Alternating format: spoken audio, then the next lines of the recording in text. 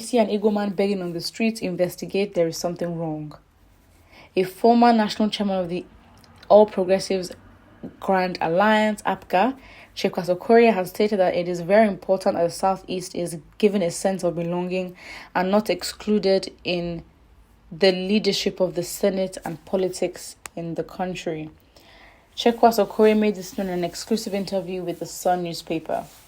He said, given the position of the majority leader to the Southeast is symbolic in the sense that it will give a sense of accommodation.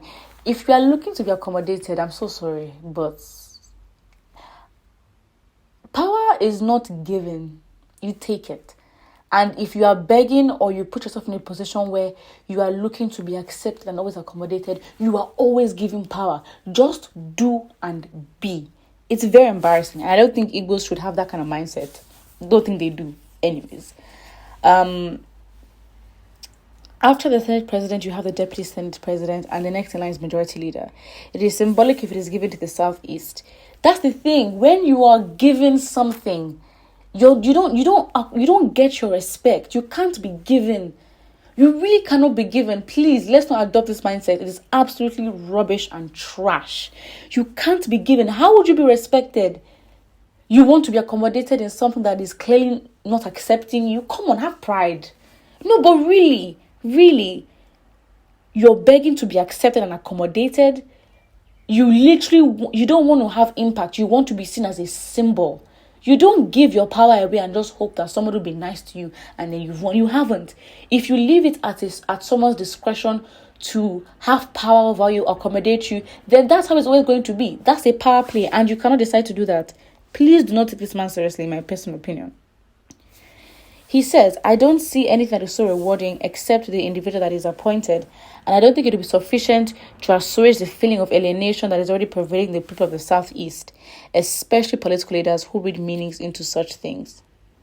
I can tell you without being immodest, and the Bureau of Statistics can verify this, that the per capita income of the average Igbo man is about 2-4 times per capita the income of others. So when you have people who are so hardworking and are critical to the economy of the country, there is no political wisdom in ignoring people like that.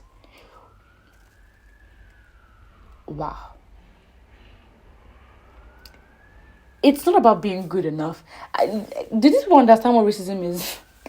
Because if this is our fight in our Nigeria, we are finished. We are honestly finished because it's such a, do you understand where we stand as Nigerians, as Africans, as Black people? That even within them ourselves, we have this kind of mentality to be accommodated in a place that is not even looking to accommodate you. Then how would you react when people that are looking to relocate, you face racism in the real world? What would then happen? Honestly, we need to be so embarrassed and shameful and just get to work. Nobody will, you will not be given power. We are so weak. It's, oh my days, it's so embarrassing. It's more than embarrassing. It's just that we need to, as Nigerians, we just need to shut up and get to work. And better be united as in we have no choice. Because if we decide to be divided, we are finished. In the world and in our standing, we will be such a weak link. Do you understand the issues that are going on in the world? Black presidents are not even in the real conversations of the real things that are happening in this world. And this is our problem. And this is why we have no progress. Because at our big ages, when they say first world problems, it's as much as we use it in a joking context, it's actually a thing, because first world problems are not this. They really aren't. Looking to be oh my God, it's embarrassing. It's so embarrassing. And it's crazy because it's on a political level.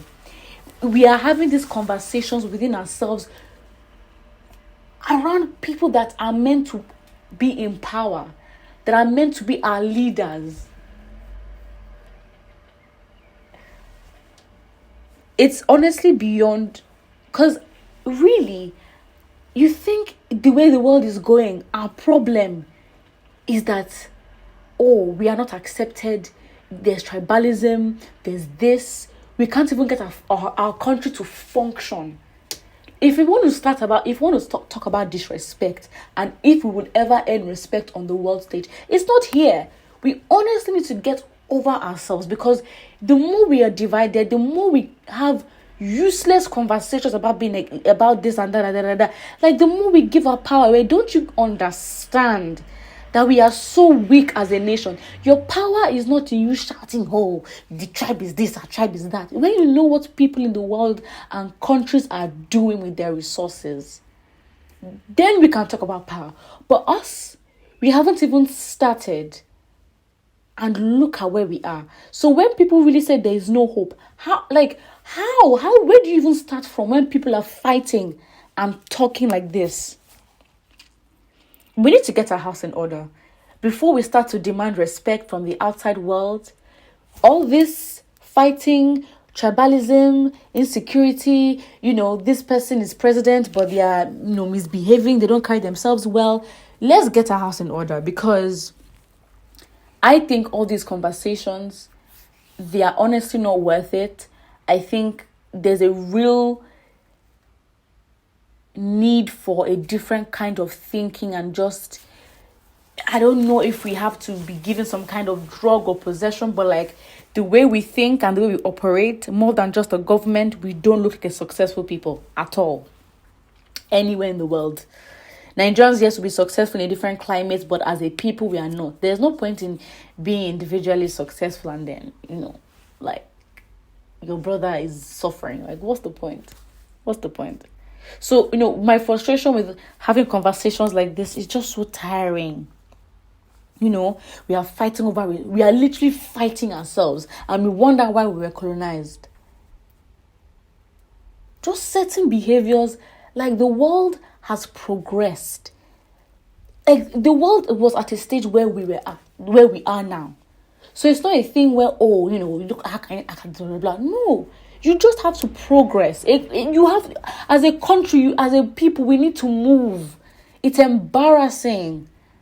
It's really, people are capable of wars. People have built their countries. Countries are built to defend themselves. And we don't even understand how we are so behind, and we don't even own anything. We have no voice. Because if this is what we are fighting about, the fight that's meeting us in the future is bigger than this. It really is. And the leaders that we have, oh my God, there's really fire in the mountain, because it's embarrassing. But what do you think about it in the comment section below, and don't forget to like and subscribe.